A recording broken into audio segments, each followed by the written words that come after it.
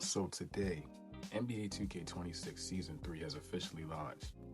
And that should be good news in theory. I mean, the gameplay is fun. This is arguably the most fun 2K in years. I mean, this 2K is just about as fun as, what?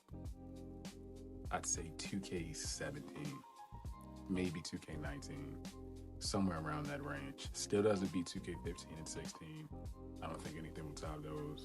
But even though this NBA 2K seems to be in a good place, it's really not. And arguably, 2K might be in the worst spot it's ever been. But we're gonna go ahead and dive into that and more. If you're new to the channel, welcome.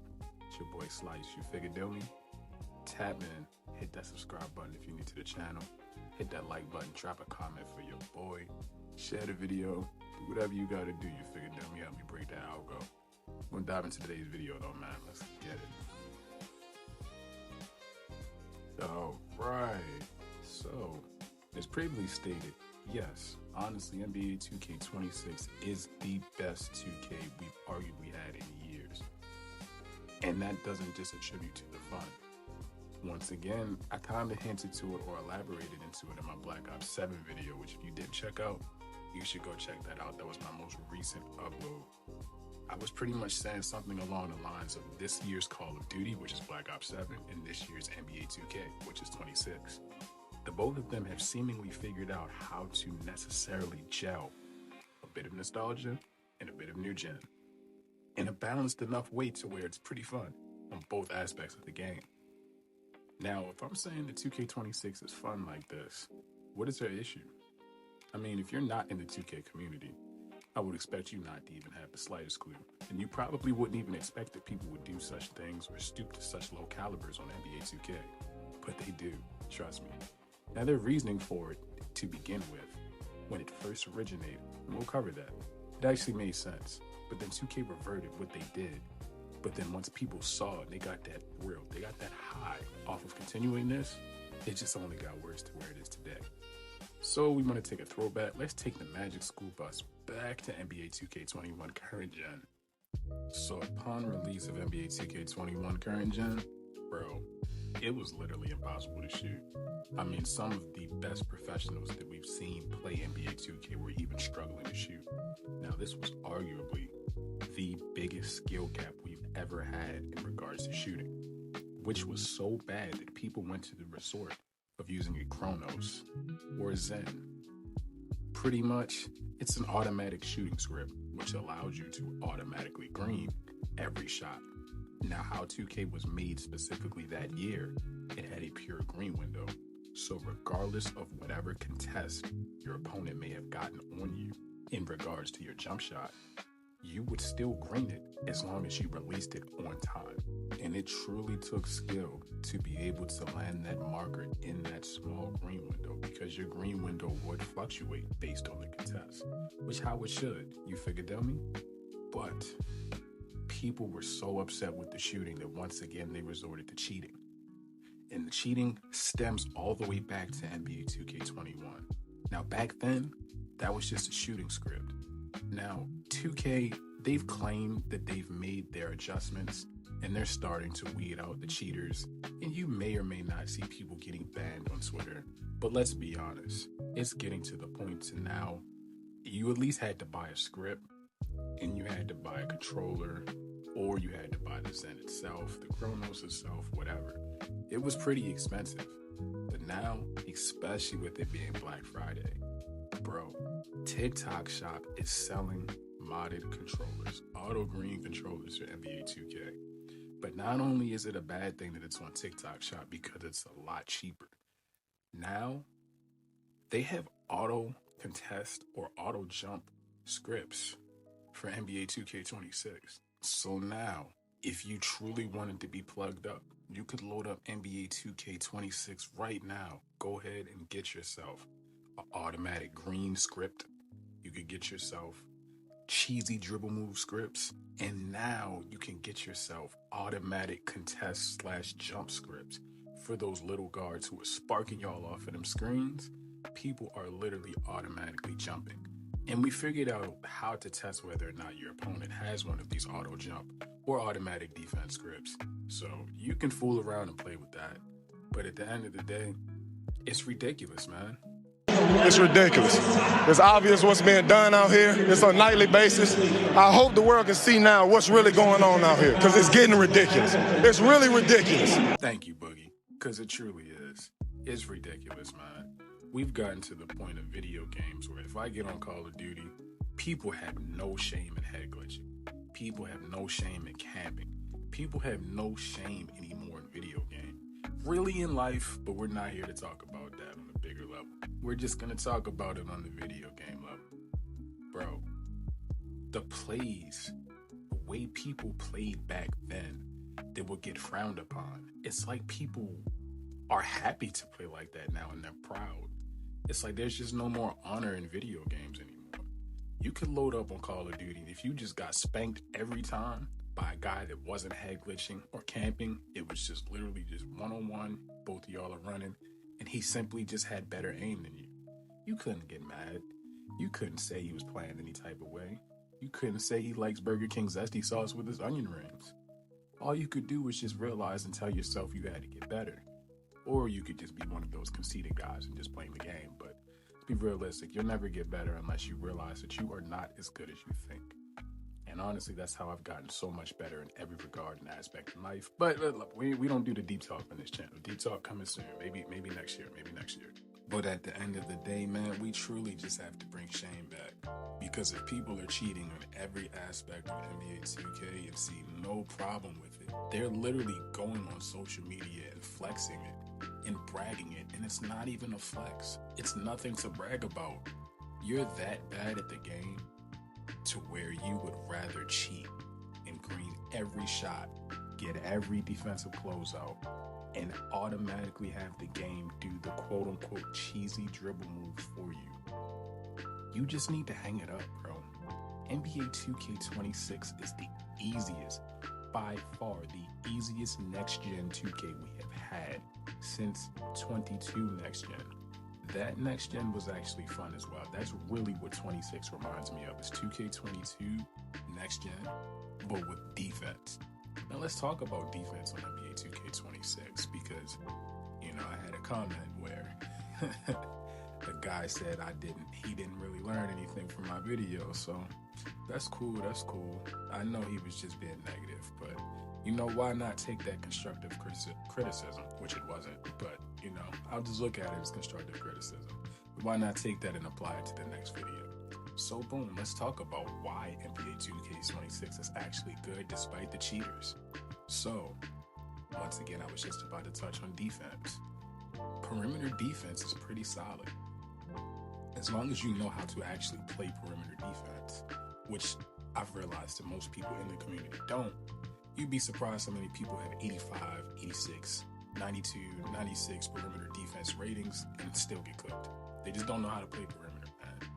Look, perimeter defense is super easy.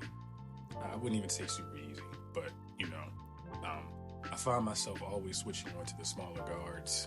I have a 6'8 center with 92 perimeter defense, and the slightest bit, or all it takes is about 1 to 2 straight possessions of somebody getting cooked off of the screen. Now, I'm amazing at help defense off the screen, but if it just gets to a point where it is literally ridiculous, I would just switch and take the matchup myself.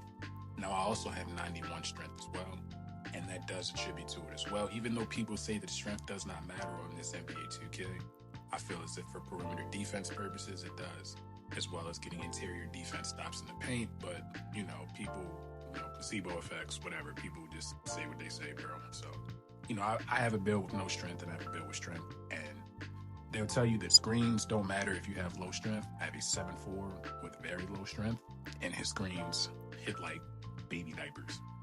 While my 6'8 center with 92 strength, my screens hit like prime Zion.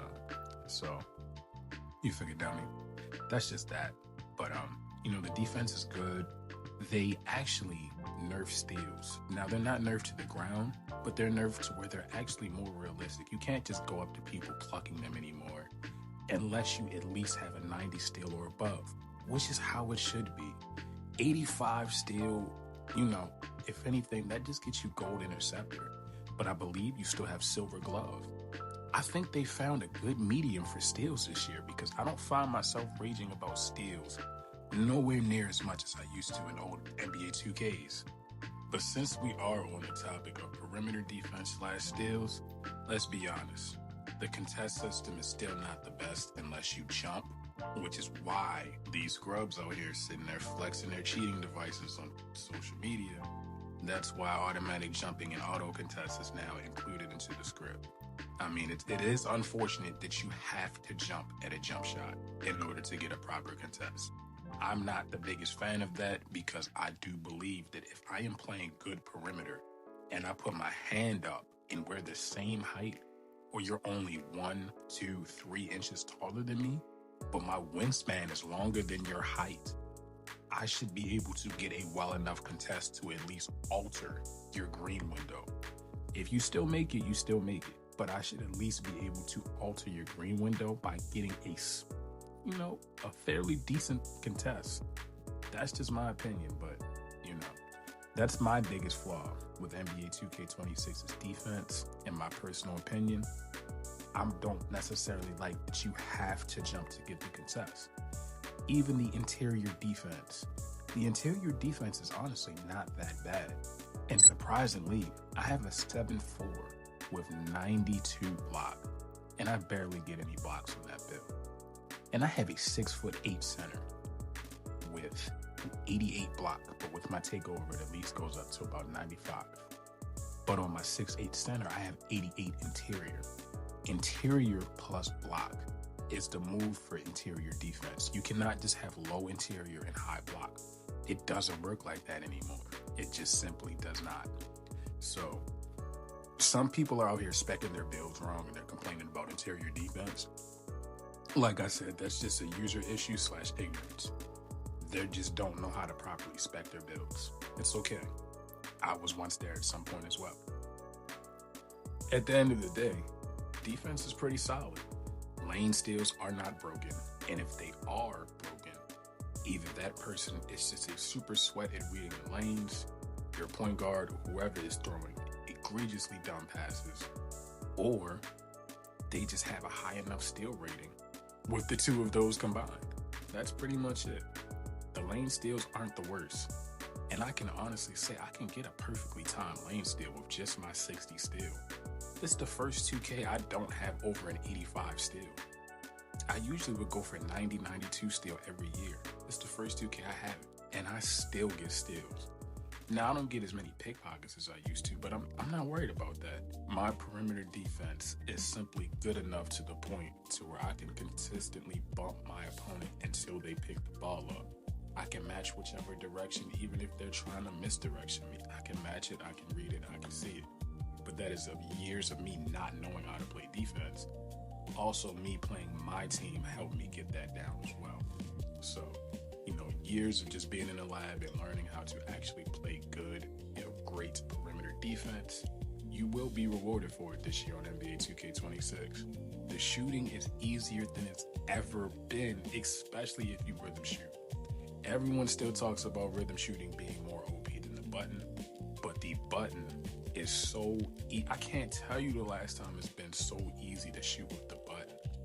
Since rhythm shooting has been implemented into the game, it's always been better. And yes, rhythm shooting is still slightly better, but it does take more skill than just pressing one button.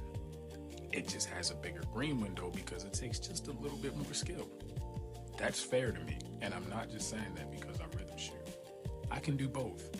I'm shooting 70% from the 3 and 70% from the field on all of my builds. I have 2 bigs and a point guard, and on all 3 bigs, I'm shooting 70+%. And that's what I like to see. I always knew I was capable of that. In any game that there was not RNG implemented into the shooting, I've never shot less than 60% from the 3. Since I realized that was my weakest attribute that I needed to work on, and I capitalized on that weakness, and now I am lights out from the 3.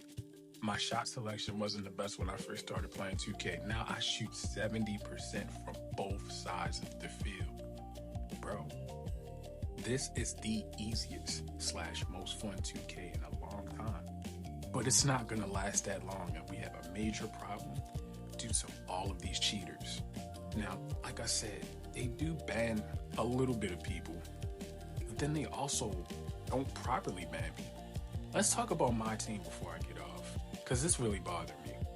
So my dog, Splashy, Splash Edition, Splash, Eyeball Splash, many aliases, many names you may know him under. But regardless, he's probably one of the most, if not the best, content creator / entertainer in the My Team 2K26 community. We all know there was a little scandal. King of the Court has just been terrible, by the way. They completely revamped it, and it has just been dog water. It's been atrocious. And Ty Debo is winning every week. Now, would it have still been good to see Ty Splash? Yeah, you know, but it's the fact that Splash got wrongfully banned. And the only reason why I'll say he got wrongfully banned is because it's been proven on a myriad of platforms, and it's been proven in multiple different ways, that Ty was also doing the exact same thing, yet they are still consistently letting him win King of the Court. And this is not a Ty hate video. I support Ty Debo. I watch his videos. He's a dog. That doesn't mean he's not good or great at the game. Him and Splash arguably are the best two on 2K, period. You figured me? No hate in my blood. But we just gotta be fair, man. They almost made like a little loophole for Ty when it was proof. It was so much proof that they were doing the same thing that got them banned. They got Splash banned. But they made a loophole for Ty, and I just can't respect that, man. That's it, man. So, you know, they do put bans in My Team. People were allegedly boosting on King of the Court, which, you know, like I said, they said one person was boosting, they said the other one wasn't, and they were both doing the same thing. So it's all about transparency, man. We can't be playing favorites here. We gotta seriously sit here and just look at it like wrong is wrong, regardless. You figure, damn me, if they were both cheating, then they both should be banned. That's that simple. You figure, damn me. I'm not taking sides. I'm just looking at it logically, no emotion involved, and from the outside in. That's how you always should look at things. But you know, in regards to My Team being bad as well, King of the Court, nobody has a chance to beat Ty and never will, especially since Splash is bad. It's just that simple.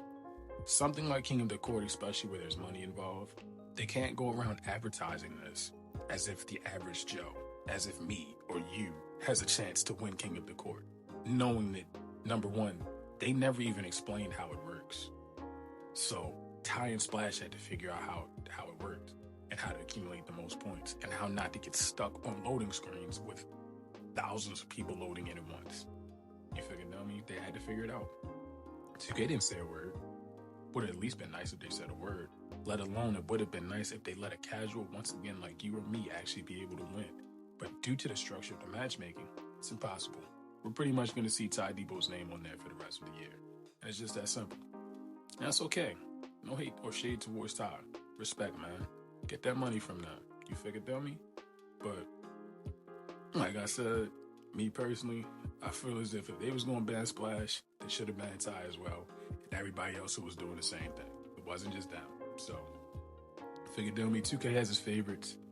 They claim that they have anti-cheat software. They only really pick people off who they want to. It's just that simple. It's too many cheaters, and they still need people playing the game. So 2K26, or the 2K community, has a major problem, and it's cheaters. And I don't think they'll ever get rid of them. And the fact that it's gotten this bad, I don't think it can get any worse, but I would have never thought they had defensive scripts as well. So anyway though, man, if you've been playing NBA 2K26, let me know how you enjoy it. Let me know what you think about the controversy. Let me know what you think about the downfall. And just let me know what you think about the downfall of integrity or shame in life and in video games, man. It's sad. These people are really out here flexing cheats. Cheats were only meant to be flexed on an offline game. GTA cheats. There's people with GTA cheats tattooed on them in the NBA. That's a cheat worth flexing. Not you cheating on a basketball simulation game that's easier to score on than ever. At that point, you need to just go play yourself some Hello Kitty Holler. Anyway though, man, it's been your boy Slice, and I'm out. Peace.